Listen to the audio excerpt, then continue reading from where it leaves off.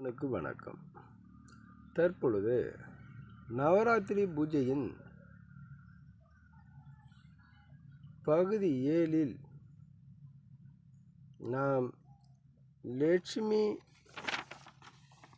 அஷ்டோத்திர நாமாவளியின் தொடர்ச்சியையும் சரஸ்வதி அஷ்டோத்திர சத நாமாவளியையும் உத்ராங்க பூஜையும் நெய்வேத்திய பூஜை மந்திரங்களும் பூஜைகளும் பற்றி தெளிவாக பார்க்க உள்ளோம்.